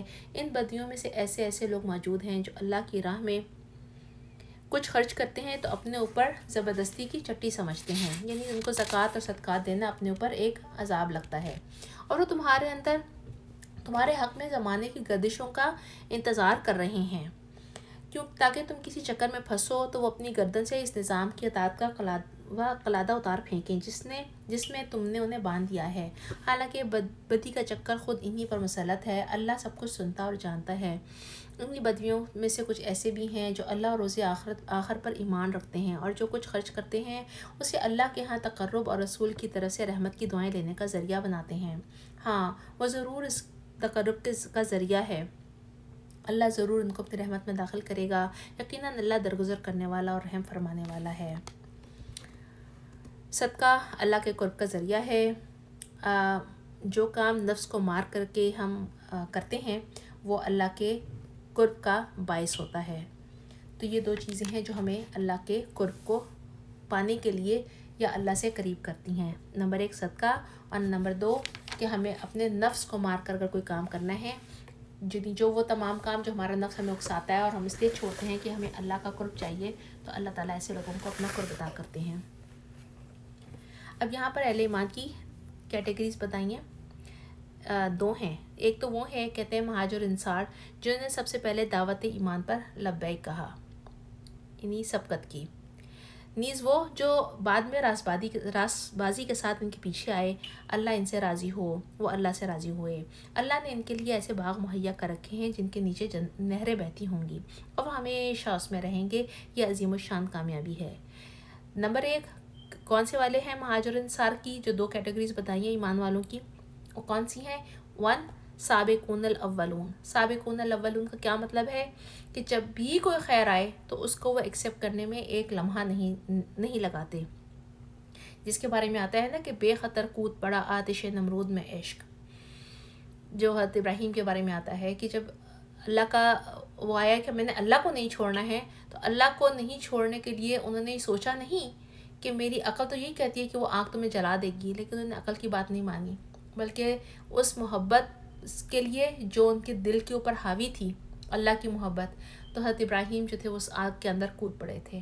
یہ سابقون الاولون کا حال ہوتا ہے کہ جب کوئی چیز حق ان کے سامنے آتا ہے، کوئی بھی نیکی کا کام ان کے سامنے آتا ہے، تو وہ سوچتے نہیں ہیں کہ اس کا رزلٹ کیا ہوگا، بس وہی کہتے ہیں کہ میں نے سنا اور اس کو میں نے اطاعت کی، میں نے سنا اور اسے قبول کر لیا، یا مجھے یہ کام کرنا ہے، وہ اس کی نیتیں فوراً باندھ لیتے ہیں۔ دوسری قسم کون سی تھی؟ جو ہے تو حق کو تسلیم کرنے والی ہی، لیکن حق کی آگ میں کودنے کی ایک دم سے صلاحیت نہیں رکھتی، ایمان اچھا ہے، خالص ہے، لیکن تھوڑی سی اس لحاظ سے کمزوری ہے کہ رائٹ اوے اس کو ایکسیپٹ نہیں کر سکتے، لیکن اس کے باوجود جو ہے وہ آفٹر وائل وہ اس کو کرتے ہیں اور اللہ کی راہ میں آگے بڑھ جاتے ہیں۔ تو یہاں پر ہمارے لیے کوشچن یہ ہے، سوچنے کا مقام یہ ہے، اپنے آپ کو چیک کرنا ہے کہ میں ان دونوں کیٹیگریز میں کہاں فال ہو رہی ہوں. کیا میں سابقون الاولون والے میں سے شامل ہوں، یا میں ان لوگوں میں ہوں جو راس باز تو ہیں لیکن بعد میں آتے ہیں. بہرحال اللہ دونوں کیٹیگریز سے راضی ہے، اور وہ اللہ سے راضی ہیں، اور اللہ تعالیٰ نے ان کے لیے بہترین جنتیں تیار کی ہوئی ہیں. تمہارے گرد و پیش میں جو بدوی رہتے ہیں ان میں سے بہت سے منافق ہیں، اور اسی طرح سے مدینہ کے باشندوں میں بھی منافق موجود ہیں جو نفاق میں طاق ہو گئے ہیں. نفاق میں طاق ہونے کا مطلب یہ ہے کہ لا علاج نفاق میں پہنچ گئے ہیں. یعنی کہ جیسے کینسر کے سٹیجز بتاتے ہیں نا کہ سٹیج 4 کینسر کی وہ ڈیزیز ہوتی ہے کہ اب یہ لا علاج ہو گئی ہے، اب اس کا کوئی علاج نہیں ہے. تو اسی طرح سے نفاق میں اس میں طاق ہونے کا مطلب یہ ہے کہ یہ سٹیج 4 نفاق میں پہنچ چکے ہیں. تم انہیں نہیں جانتے ہو، ہم ان کو جانتے ہیں. قریب ہے وہ وقت جب ہم ان کو دوہری سزا دیں گے. دوہری سزا کیا دیں گے؟ نمبر 1 دنیا کی سزا. دنیا کی سزا کیا ہے کہ جس دنیا کی خاطر انہوں نے اپنا ایمان بیچا وہ بھی ہاتھ سے جائے گی، اور ساتھ ہی جو ریزلٹنگ ذلت اور رسوائی ہے وہ بھی ان کے مقدر میں ہوگی. پھر ساتھ ہی قبر کی سزا، اور اس کے بعد کہتے ہیں کہ وہ اور زیادہ بڑی سزا یعنی آخرت کی سزا کے لیے واپس لائے جائیں گے. کچھ لوگ ہیں اور کچھ اور لوگ ہیں جنہوں نے اپنے قصوروں کا اعتراف کیا. یاد رکھیے گا کہ قصوروں کا اعتراف کرنا جو ہے وہ نفاق نہیں ہے. جب تک ہم اپنے قصوروں کو، اپنی غلطیوں کو مان لیں گے اور اس کا اعتراف کریں گے اور اللہ کی طرف پلٹ جائیں گے نا، تو وہاں پر یعنی جب تک ہم نفاق سے بچے ہوئے ہیں، ٹھیک ہے. لیکن اگر غلطی کے لیے ہم نے بہانہ بازی شروع کر دی، کوئی قصور کیا اس کے بعد بہانہ بازی کی، تو سمجھے کہ وہاں پر نفاق آ گیا، پہلا سٹیج. دوسرا سٹیج کیا آئے گا کہ اس کو اپنی بات کو صحیح بتانے کے لیے جھوٹی قسم بھی کھا لی، تو وہ سٹیج 2 نفاق ہو گیا. سٹیج 3 نفاق کہتے ہیں مفسرین کہ وہ ہوتا ہے کہ جس میں ان کو جو ہے مومنین سے، ان منافقین کو مومنین سے بغض اور عداوت شروع ہو جاتی ہے، ضد شروع ہو جاتی ہے، اور ان کو برے لگنے لگتے ہیں. تو یہ سٹیج 3 نفاق ہوتا ہے. اور اس کے بعد انسان جو ہے وہ منافق سٹیج 4 میں داخل ہو جاتا ہے جس کا کوئی علاج نہیں، لا علاج. ٹھیک ہے. یہ جو لوگ ہیں جنہوں نے قصوروں کا اعتراف کیا ہے ان کا عمل مخلوط ہے، کچھ نیک بھی ہے اور کچھ بد بھی ہے. ان میں سے بہت سارے ہم میں سے وہی لوگ ہیں جن کا حال یہی ہے. تو اب ہمارے لیے اگر ہم ان میں شامل ہیں کہ کچھ نیک بھی ہوتا ہے کچھ غلط بھی ہو جاتا ہے، تو اللہ تعالیٰ یہاں کیا کہہ رہے ہیں کہ بعید نہیں کہ اللہ ان پر پھر مہربان ہو جائے، کیونکہ وہ درگزر کرنے والا اور رحم کرنے والا ہے. اب ہمارے لیے اس میں عمل کا اصول کیا ہے کہ اس وقت بھی اللہ کے نبی کو کیا کہا تھا کہ تم ان کے اموال میں سے صدقہ لے کر انہیں پاک کرو اور نیکی کے راہ میں انہیں بڑھاؤ. ان کے حق میں دعائے رحمت کرو کیونکہ تمہاری دعا ان کے لیے وجہ تسکین ہوگی. اللہ سب کچھ جانتا ہے، سنتا اور جانتا ہے. تو یہاں پر ہماری جس میں عمل ہم سے نیک بھی ہو جاتے ہیں اور پھر غلطیاں ہو جاتی ہیں، تو ہمارے لیے اپنے ان جو اعمال ہیں ان کی اصلاح کرنے کے لیے نمبر 1 بات کہ اعتراف کرنا ہے کہ ہم سے غلطی ہوئی ہے، پھر اپنی غلطی پر ریپینٹنس کرنی ہے بہت زیادہ، اور ساتھ ہی اللہ کی راہ میں صدقہ دینا ہے، اس لیے کہ صدقہ ان برائیوں کو دھو دیتا ہے. کیا ان لوگوں کو معلوم نہیں کہ اللہ ہی ہے جو اپنے بندوں کی توبہ قبول کرتا ہے اور ان کی خیرات و قبولیت عطا فرماتا ہے، اور یہ اللہ بہت معاف کرنے والا اور رحیم ہے. اور اے نبی ان لوگوں سے کہہ دو کہ تم عمل کرو، اور اللہ اور اس کے رسول اور مومنین سب دیکھیں گے کہ تمہارا طرز عمل اب کیا رہتا ہے، اور پھر تم اس طرف پلٹائے جاؤ گے جو کھلے اور چھپے سب کو جانتا ہے، اور وہ تمہیں بتا دے گا کہ تم کیا کرتے تھے. اللہ تعالیٰ نا اس پوری ہم لوگ نے جو سورہ اب تک پڑھی ہے نا، ہم نے ویسے بھی ہمارا تھیم اسماء حسنہ کا تھا، تو اس میں ہم دیکھیں کہ بار بار اللہ تعالیٰ نا ایک بات ریپیٹڈلی آ رہا ہے. اللہ سمیع ہے، اللہ علیم ہے، اللہ حکیم ہے. اللہ سب کچھ سنتا ہے، سب کچھ دیکھتا ہے، سب کچھ جانتا ہے. ہمارے لیے 3 نام اپنے کسی بھی چاہیں لکھ کے رکھنا چاہیں تو لکھ لیں. ہمیں بار بار اس بات کی ریمائنڈر دیتے ہیں کہ ہماری نیتیں کچھ بھی ہوں اللہ جاننے والا ہے، وہ دلوں کے حال جانتا ہے. بظاہر ہم لوگوں کو سیٹسفائی کر سکتے ہیں جھوٹی تسلیاں دے کر، جھوٹی باتیں کہہ کر، لیکن اگر دل میں نفاق ہے تو سچی توبہ صرف اللہ ہی کی ذات سے ہم کریں گے، اور اللہ ہمیں بہترین توبہ کی توفیق عطا فرما دے. کچھ دوسرے لوگ ہیں جن پر ان کا معاملہ ابھی خدا کے حکم پر ٹھہرا ہوا ہے. یہ کون سے لوگ تھے؟ جن کے بارے میں آتا ہے کہ حضرت کعب بن مالک، ہلال بن امیہ اور مرارہ بن ربی. چاہے اللہ انہیں سزا دے یا ان پر اثر و مہربان ہو جائے، اللہ سب کچھ جانتا ہے، حکیم و دانا ہے. اور کچھ لوگ وہ ہیں جنہوں نے مسجد بنائی ہے اس غرض کے لیے کہ دعوت حق کو نقصان پہنچائے. یہ مسجد زرار کے بارے میں بتایا جا رہا ہے. خدا کی بندگی کی بجائے کفر کرے اور اہل ایمان میں پھوٹ ڈال دے، اور اس بظاہر عبادت گاہ کو اس شخص کے لیے چھپنے کی جگہ بنائیں جو اس سے پہلے خدا اور اس کے رسول کے خلاف برسر ایک پیکار ہو چکا تھا. اور وہ ضرور قسمیں کھا کر کہیں گے کہ ہمارا ارادہ تو بھلائی کے سوا کچھ دوسری چیز کا نہ تھا، مگر اللہ گواہ ہے کہ وہ قطعی جھوٹے ہیں. تم ہرگز اس عمارت میں داخل کھڑے نہ ہونا جو مسجد روز اول سے تقوی پر قائم کی گئی تھی. وہ اس کے لیے زیادہ موزوں ہیں کہ تم اس میں عبادت کے لیے کھڑے ہو. اور ایسے لوگ جو پاک رہنا پسند کرتے ہیں، اللہ پاکیزگی اختیار کرنے والے ہی پسند ہیں اللہ کو. یہ اس کے بارے میں جو عمارت کی بات آئی ہے جو کہ مسلمانوں کو اور اسلام کو ضرر پہنچانے کے لیے اور اپنی سازشوں کی پلاننگ کرنے کے لیے بنائی گئی تھی، اس کو مسجد زرار کہتے ہیں. اس کا جو بندہ تھا جو اس کے اندر انوالو تھا بہت زیادہ، یہ شخص عیسائی راہب تھا، مدینے کا رہنے والا تھا پہلے. اور اس کا نام کیا تھا؟ ابو عامر تھا. یہ زمانہ جاہلیت میں عیسائی ہوا تھا، ٹھیک ہے. اور یہ نبی علیہ السلام سے اس قدر بغض رکھتا تھا، اس قدر عداوت رکھتا تھا کہ جب مدینے سے نبی پاک مدینہ تشریف لے کر گئے تو یہ وہاں سے مکہ چلا گیا.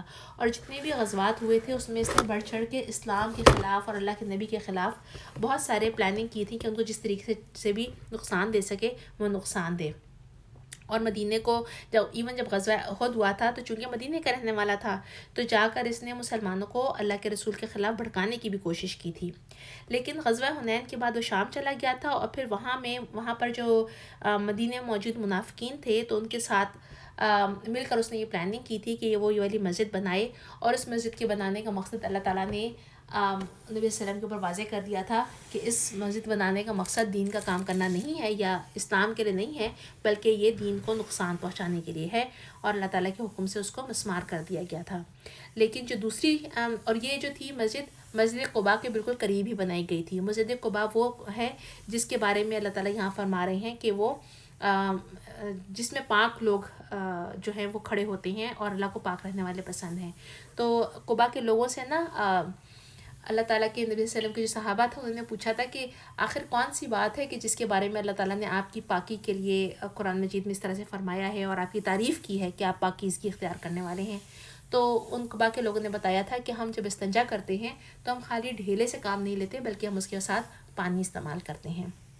تو اللہ تعالیٰ کو پاک صاف رہنا، خاص طور پہ واش روم جانے کے بعد اپنے آپ کو اچھے طریقے سے کلین کرنا اللہ تعالیٰ کو بہت زیادہ پسند ہے. اور اس کے کنٹراسٹ میں صرف ایک میں اس کا مفہوم بتاؤں گی حدیث کا جو ہم نے پڑھتے ہیں کہ ایک دفعہ نبی علیہ السلام کسی قبر کے اس میں سے سامنے سے جا رہے تھے، 2 قبروں پر عذاب دیا جا رہا تھا جس پر اللہ تعالیٰ کے نبی نے 2 ہری ڈنڈیاں جو تھیں درخت کی رکھی تھیں کہ جب تک شاید یہ پتے سے اس میں صحیح رہیں، سوکھے نہیں، جب تک اللہ تعالیٰ ان کی عذاب میں کمی کر دیں گے جن کو عذاب دیا جا رہا ہے. تو ان کی عذاب کی جو بات تھی وہ کوئی بہت بڑی نہیں تھی. ان میں سے ایک شخص کو عذاب صرف اس بات پر دیا جا رہا تھا کہ وہ اپنی پیشاب کی چھینٹوں سے نہیں بچتا تھا. تو بات بہت سم ٹائم معمولی سی ہوتی ہے، لیکن ہمارے لیے نا پریکٹیکل کیا ہے عمل، ہم نے اس کو بھی سوچنا ہے کہ جس بات پر اللہ تعالیٰ نے جن کی پاکیزگی کے بارے میں فرمایا ہے کہ وہ اللہ کو پسند ہے، تو اللہ تعالیٰ ہمیں بہترین توفیق دے کہ ہم اپنے اون کی جو ہماری گندگی ہے، غلاظت ہے، پیشاب ہے، اس کی چھینٹوں سے ہی بچائے، ہر قسم کی گندگی سے بچائے، فزیکل بھی اور اسپریچول بھی اور مینٹل بھی انشاءاللہ. لیکن ساتھ ہی اللہ تعالیٰ ہمیں اپنے ان پاکیزہ لوگوں میں شامل فرمائے جن کی اللہ تعالیٰ نے تعریف فرمائی ہے. پھر تمہارا کیا خیال ہے کہ بہتر انسان وہ ہے جس نے اپنی عمارت کی بنیاد اللہ کے خدا کے خوف اور اس کی رضا پر رکھی ہوئی ہے، جس نے اپنی عمارت کی وادی ایک کھوکھلی بے ثبات ککر پر اٹھائی، وہ اسے لے کر سیدھی جہنم کی آگ میں جا گرے گی. ایسے ظالموں کو اللہ کبھی سیدھی راہ نہیں دکھاتا. یہ عمارت جو اس نے بنائی ہمیشہ ان کے دلوں میں بے چینی کی جڑ بنی رہے گی جس کے نکلنے کا اب کوئی صورت نہیں، بجائے اس کے کہ ان کے دل پارا پارا ہی ہو جائیں. اللہ نہایت باخبر اور حکیم و دانا ہے. حقیقت یہ ہے کہ اللہ نے مومنوں سے ان کے نفس اور ان کے مال جنت کے بدلے خرید لیے ہیں. وہ اللہ کی راہ میں لڑتے اور مارتے اور مرتے ہیں، ان سے جنت کا وعدہ ہے۔ اللہ کے ذمے ایک وعدہ پختہ ہے تورات اور انجیل اور قرآن میں، اور وہ کون ہے جو اللہ سے بڑھ کر اپنے عہد کا پورا کرنے والا ہو۔ بس خوشیاں مناؤ اپنے اس سودے پر جو تم نے اللہ سے چکا لیا ہے، سب سے بڑی یہی کامیابی ہے۔ اب یہ لوگ کون ہیں جن کی اللہ تعالیٰ تعریف کر رہے ہیں؟ لکھتے جائیے، اللہ ہم سب کو ان میں شامل کرے۔ التائبون، اللہ کی طرف بار بار پلٹ کر آنے والے، اس کی بندگی بجا لانے والے، اس کی تعریف کے گن گانے والے، اس کی خاطر زمین میں گردش کرنے والے۔ اس کی خاطر گردش میں زمین کرنے والے کون ہیں؟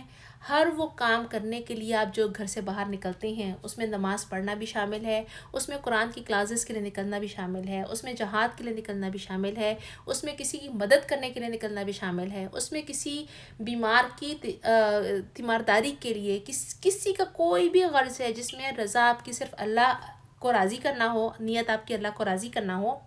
اگر آپ اللہ کی اس نیت کے ساتھ، اس خالص نیت کے ساتھ گھر سے نکلتے ہیں تو آپ اللہ کی خاطر زمین میں گردش کرنے والے ہیں۔ اللہ ہم سب کو ان میں شامل کرے۔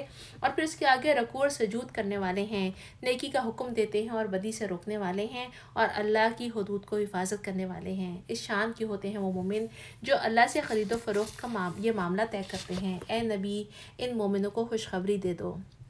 ہم سب کو یہاں پر اپنا خود احتساب کرنا ہے کہ کیا ہم ان صفات کے حامل ہیں تو بہت مبارک ہو، اور اگر نہیں ہیں تو کس حد تک نہیں ہیں۔ اللہ تعالیٰ ہم سب کو یہ تمام صفات عطا فرمائے اور اپنے پاس قبول فرمائے۔ نبی کو اور ان لوگوں کو جو ایمان لائے ہیں زیبا نہیں کہ مشرکوں کے لیے مغفرت کی دعا کریں، چاہے وہ ان کے رشتہ دار ہی کیوں نہ ہوں، جبکہ ان کے اوپر یہ بات کھل چکی ہے وہ کہ جہنم کے مستحق ہیں۔ ابراہیم نے اپنے باپ کے لیے جو دعائے مغفرت کی تھی وہ اس وعدے پر کی تھی کہ اس نے اپنے باپ سے کیا تھا، مگر اس پر جب یہ بات کھل گئی کہ باپ خدا کا دشمن ہے تو وہ اس سے بیزار ہو گیا۔ حق یہ ہے کہ ابراہیم بڑا ہی رقیق القلب اور خدا ترس اور بردبار آدمی تھا۔ اللہ کا یہ طریقہ نہیں کہ لوگوں کو ہدایت دینے کے بعد پھر گمراہی میں مبتلا کرے جب تک کہ انہیں صاف صاف بتا نہ دے کہ کن چیزوں سے انہیں بچنا ہے۔ در حقیقت اللہ ہر چیز کا علم رکھتا ہے، اور پھر یہ واقعہ یہ بھی ہے کہ اللہ ہی کے قبضے میں ہے آسمان اور زمین کی سلطنت، اسی کے اختیار میں ہے زندگی اور موت، اور وہ تمہارا حامی و مددگار، اور تمہارا کوئی حامی و مددگار ایسا نہیں جو تمہیں اس سے بچا سکے۔ اللہ نے معاف کر دیا نبی کو، ان مہاجر انصار کو جنہوں نے بڑی تنگی کے وقت نبی علیہ وسلم کا ساتھ دیا، اگرچہ ان میں سے بہت سے لوگوں کے دل کجی کی طرف مائل ہو چکے تھے، مگر جب انہوں نے کجی کا اتباع نہ کیا اور نبی کا ساتھ دیا تو اللہ نے انہیں معاف کر دیا۔ بے شک اس کا معاملہ ان لوگوں کے ساتھ شفقت اور مہربانی کا ہے۔ یہ کون لوگ تھے؟ یہ وہ لوگ تھے جن کو شروع میں، چونکہ اگین ہم بہت دفعہ بات کر چکے ہیں کہ بہت تنگی کا ٹائم تھا اور سستی بھی غالب آ گئی تھی اور کچھ مال کی محبت بھی غالب آ گئی تھی، اور ان کے دل جو تھے وہ کجی کی طرف آ گئے تھے، لیکن انہوں نے اپنی اس کجی کو اوور کم کیا اور اللہ کے نبی کا ساتھ دیا، تو اللہ تعالیٰ کہتے ہیں کہ ان کی یہ چھوٹی چھوٹی لغزشیں ان سے ہوئی ہیں، اللہ دلوں کا حال جانتا ہے، اللہ تعالیٰ نے ان دلوں کی لغزشوں کو بھی معاف فرما دیا۔ اور پھر ساتھ ہی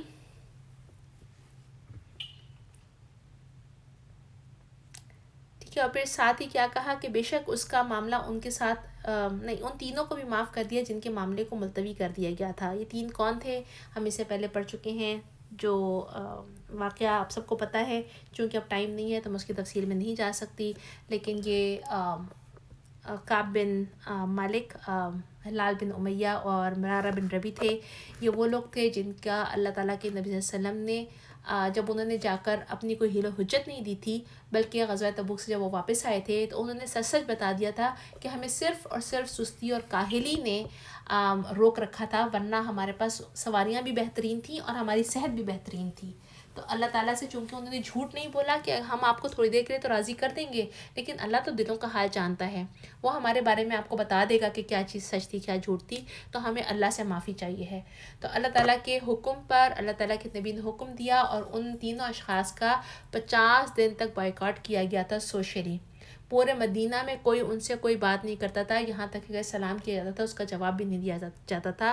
40 دن بعد ان کو حکم آیا تھا کہ اپنی بیویوں کو بھی الگ کر دو، مینس کہ ان کے میکے بھجوا دو جب تک اللہ کا حکم نہ ہے۔ تو آپ سوچیں کہ 50 دن تک جب ان کا سوشل بائیکاٹ ہوا تو ان کی کیا کیفیت تھی، اور پھر جب اللہ تعالیٰ نے اللہ تعالیٰ فرماتے ہیں کہ جب ساری زمین ساری وسعت کے باوجود ان پر تنگ ہو گئی تھی اور انہیں اپنی جانیں بھی ان پر بار ہونے لگی تھیں، تو انہوں نے جان لیا تھا کہ اللہ سے بچنے کے لیے کوئی جائے پناہ نہیں ہے، اور اللہ ہی کے دامن رحمت کے پناہ نہیں، خود اللہ ہی کے دامن رحمت کے سوا۔ تو اللہ نے اپنی مہربانی سے ان کی طرف پلٹا اور وہ اس کی طرف پلٹ آئیں۔ یقیناً وہ بڑا معاف کرنے والا ہے اور رحیم ہے۔ یاد رکھیے گا، جو یہاں پر جو عمل کا اصول ہے نا، اس کو لکھ لیجئے کہ فرض سے کوتاہی، خاص طور پر سستی کی وجہ سے، اللہ تعالیٰ کی ناراضگی کا باعث ہو سکتی ہے۔ اس وقت جب کہ غزوہ تبوک کا ٹائم تھا، تو اس وقت جہاد گو کہ فرض کفایہ ہے کہ کوئی اگر اس میں سے چلے جاتے ہیں کچھ لوگ اس میں ٹاؤن میں سے، تو سب کے لیے جانے کا نہیں ہے، لیکن اس کے باوجود جو ہے وہ ٹائم تھا جس وقت مسلمانوں کو شدید ضرورت تھی اور تمام مسلمانوں کو مل کر جانا تھا، اور اللہ تعالیٰ کہ جو نبی کا ساتھ صرف اور صرف سستی اور کاہلی کی وجہ سے وہ اپنے اس فرض سے ان سے کوتاہی ہو گئی تھی، تو اللہ تعالیٰ کی سخت ناراضگی کا باعث اللہ تعالیٰ کی سخت ناراضگی جو تھی وہ ان کا وہ سستی ان کا باعث بن گئی تھی۔ تو اللہ تعالیٰ نے ان کو بھی معاف کیا، اللہ تعالیٰ ہمارے بھی تمام اعمال کو معاف فرما دے۔ اور اگر آپ نے ان اصحاب کی تفصیل کا پورا واقعہ پڑھنا ہو تو وہ اس سورہ کی تفسیر میں ہے، لیکن ٹائم کی کمی کی وجہ سے میں پورے واقعے کے اوپر کو تفصیل سے نہیں بتا سکتی۔ اے لوگوں جو ایمان لائے ہو، اللہ سے ڈرو اور سچے لوگوں کا ساتھ دو۔ مدینہ کے معاشدوں اور گرد و نواح کے بدیوں کو یہ ہرگز زیبا نہ تھا کہ اللہ کے رسول کو چھوڑ کر گھر بیٹھتے اور اس کی طرف سے بے پرواہ ہو کر اپنے نفس کی فکر میں لگ جاتے۔ اس لیے ایسا کبھی نہ ہوگا کہ اللہ کی راہ میں بھوک پیاس اور جسمانی مشقت کی میں کوئی تکلیفیں وہ جھیلیں، اور منکرین حق کو جو راہ ناگوار ہے اس پر کوئی قدم وہ اٹھائیں، اور کسی دشمن سے عداوت حق کا کوئی انتقام وہ لیں، اور ان کے بدلے میں ان کے حق میں ایک ایک عمل صالح نہ لکھ لیا جائے۔ کیا مطلب ہے؟ یہاں پر ہمارا ہر عمل جو ہم نیک کرتے ہیں اللہ تعالیٰ کے پاس لکھ لیا جاتا ہے۔ اور دوسرا یہ کہ جو یہاں پر اللہ تعالیٰ فرما رہے ہیں نا کہ اے لوگوں جو ایمان لائے ہو، اللہ سے ڈرو اور سچے لوگوں کا ساتھ دو۔ آیت نمبر 119، اس کو انڈرلائن کر لیجئے۔ سچے لوگوں کا ساتھ دینے کا مطلب یہ ہے کہ آج بھی اس ٹائم میں بھی ہر جگہ جہاں پر حق ہے آپ نے حق کا ساتھ دینا ہے، اور وہ جماعت جو حق کے لیے کھڑی ہوئی ہے اور اللہ کی خاطر کام کر رہی ہے، ہمیں اس جماعت کے ساتھ شامل ہونا ہے تاکہ اللہ تعالیٰ ہماری تمام ایفرٹس کو اپنے پاس قبول فرما لے۔ یقیناً اللہ کے ہاں محسنین کا حق الخدمت مارا نہیں جاتا۔ اسی طرح سے یہ بھی کبھی نہ ہوگا کہ رائے خدا میں تھوڑا یا بہت کوئی خرچ کریں اور وہ اٹھائیں، اور صحیح جہاد میں کوئی وہ وادی پار کرے اور ان کے حق میں نہ لکھ لیا جائے تاکہ اللہ ان کے اس اچھے کارنامے کا صلہ انہیں عطا کرے۔ اور یہ ضروری نہ تھا کہ اہل ایمان کے سارے ہی نکل کھڑے ہوتے، مگر ایسا کیوں نہ ہوا کہ ان کی آبادی کے ہر حصے میں سے کچھ لوگ نکل کر آتے اور کچھ دین کی سمجھ پیدا کرتے۔ میری پیاری بہنوں، اس پوری سورہ میں توبہ کے ساتھ ساتھ جو ہمارے لیے سب سے اہم آیت ہے نا، یہ والی آیت ہے، اس کو انڈرلائن کر لیجئے۔ اس میں اللہ تعالیٰ نے 2 باتیں بتائی ہیں۔ نمبر 1 بات بتائی ہے، ایک وہ گروہ بتایا ہے جس کو اللہ کی راہ میں فزیکلی جہاد کے لیے نکلنا ہے، ٹھیک ہے، لیکن ساتھ ہی دوسرا گروہ کون سا بتایا ہے، وہ جو دین کی سمجھ بوجھ پیدا کریں۔ کیا مطلب ہے اس کا؟ کہ دین کو سیکھنا ہمارے اوپر فرض ہے، یہ اللہ تعالیٰ کا حکم ہے قرآن مجید میں۔ حدیث کا ایک مفہوم آتا ہے کہ ایک عالم جو عمل بھی کرتا ہے اور لوگوں کی دین کی تعلیم بھی دیتا ہے، وہ آسمان کی بادشاہت میں بڑا آدمی پکارا جاتا ہے۔ مجھے بتائیں، کیا آپ اور میں آسمانوں میں بڑا آدمی پکارا جانے کی خواہش مند نہیں ہے؟ آج دنیا کے چھوٹی سی دنیا کے جو رینکس ملتے ہیں، انسان اس کے اوپر کتنا پھولا نہیں سماتا۔ سوچیں کہ میرے اور آپ کے اللہ تعالیٰ نے کتنی بڑی بڑی بشارتیں لکھی ہوئی ہیں ان لوگوں کے لیے جو دین کی سمجھ بوجھ پیدا کرنے کی کوشش کرتے ہیں، خود بھی سیکھتے ہیں اور دوسروں کو بھی سکھانے کی تلقین کی گئی ہے۔ اللہ تعالیٰ نے اپنے نبی کو کون سی دعا سکھائی؟ مال نہیں مانگا، کوئی اور چیز نہیں مانگی، دنیا نہیں مانگی، کیا کہا؟ رب زدنی علما، اے اللہ میرے علم میں اضافہ فرما۔ پھر ساتھ ہی ہمارے نبی اور کیا بتاتے ہیں کہ علم جنت کے راستوں کا نشان ہے۔ اور تھوڑی دیر پہلے میری بہنوں جو میں نے آپ سے کہا تھا نا کہ ہم اپنی جابس میں سے بہت کوئی ایسی حرج کی بات نہیں ہے کہ ہم نہ کریں، ضرور کریں، لیکن کوشش کریں کہ ہم اپنی قرآن کی کلاس کو مس نہ کریں، اس لیے کہ قرآن کے ساتھ تعلق قرآن کا جو سیکھنا، سمجھنا، یاد کرنا، عمل کرنا وہ چیز ہے جو ہمیں دنیا میں وہ بلندیاں عطا کرے گا انشاءاللہ تعالیٰ. اور یہ کرتے ہوئے سوچیں کہ آسمانوں پر ہمارا جو نام ہے وہ وہاں پر بادشاہ لکھا جائے گا. ایک اور حدیث کا مفہوم ہے کہ جو شخص صبح اس نیت سے مسجد کی طرف نکلا کہ وہ بھلائی سیکھے یا سکھائے، یعنی ٹیچر اور اسٹوڈنٹ دونوں، تو اس کے لیے پورے حج کا اجر ہے. آپ میں سے کون نہیں چاہتا کہ مجھے وہ نہ ملے؟ اگر آج تک آپ نے یہ حدیث نہیں سنی تھی نا تو آج سن لی ہے. کل سے انشاءاللہ ہم اس کلاس میں جب بھی آئیں گے، اس سے پہلے اللہ ہمیں علم نہیں تھا، اللہ تعالیٰ ہمیں اس کا بھی ہر روز کے ایک حج کا اجر عطا کریں.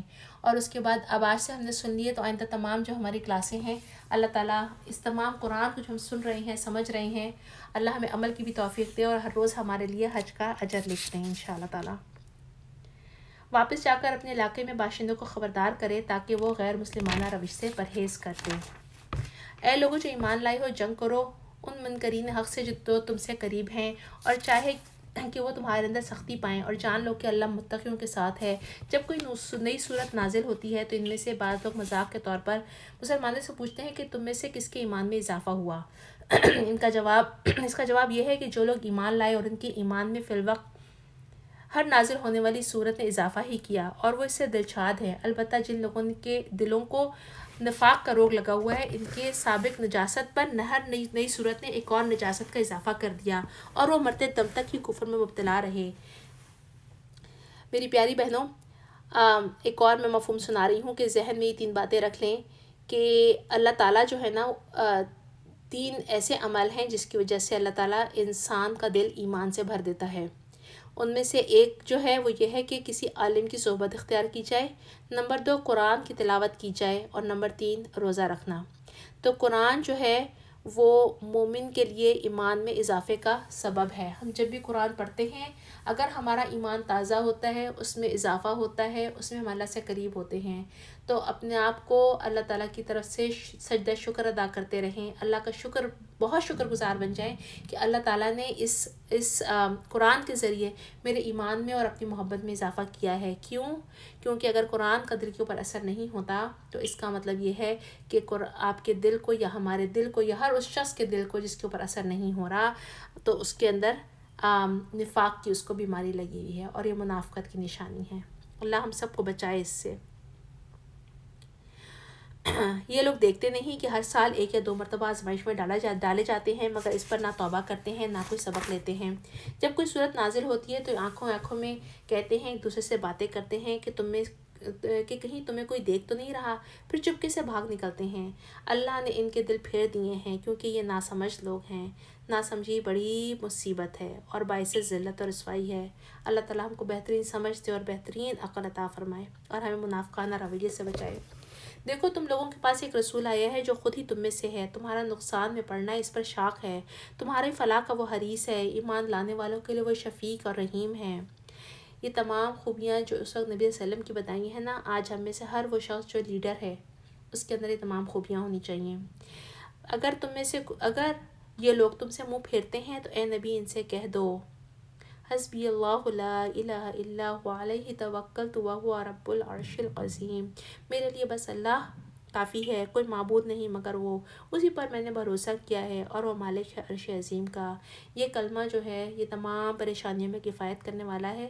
سنن نبی داؤد میں روایت ہے کہ حدیث کا مفہوم ہے کہ جس نے یہ کلمہ صبح اور شام 7 بار کہا تو اللہ تعالیٰ اس کی تمام پریشانیوں میں اللہ کفایت کرے گا، اللہ کافی ہو جائے گا. ربنا تقبل منا انك انت السميع العليم وتب علينا انك انت التواب الرحيم وصلى الله تعالى على خير خلقه واله واصحابه اجمعين برحمتك يا ارحم الراحمين. سبحانك اللهم وبحمدك نشهد ان لا اله الا انت نستغفرك ونتوب اليك. یا اللہ یا رحمان، جو کچھ پڑھا، جو کچھ سنا ہے، اللہ ہمیں بہترین عمل کی توفیق عطا فرما دے. جو کچھ کہا، جو سچ کہا، جو صحیح کہا، جو حق کہا، وہ آپ نے سکھایا، آپ نے ادا کروایا. اے اللہ جو غلطی ہو گئی، مجھ سے غلطی ہو گئی، میں انسان ہوں، جو غلطی ہو گئی مجھے بھی معاف کر دینا، اور ہم سب کو معاف کر دینا، اور ہم سب سے راضی ہو جانا۔ اے اللہ ہمیں بہترین عمل کی توفیق عطا فرما دیجیے۔ جن جن لوگوں نے ہم سے دعاؤں کے لیے کہا ہے، جن سے ہم نے وعدہ کیا، ہماری بہترین دعائیں کے لیے قبول فرما لیجیے۔ اس قرآن کو ہمارے دل کی بہار بنا دیجیے، آنکھوں کی ٹھنڈک بنا دیجیے، اور ہمارے غموں کا مداوا بنا دیجیے۔ والعصر ان الانسان لفی خسر الا الذین آمنوا وعملوا الصالحات وتواصوا بالحق وتواصوا بالصبر۔ آمین ثم آمین۔ سب کو السلام علیکم ورحمۃ اللہ وبرکاتہ۔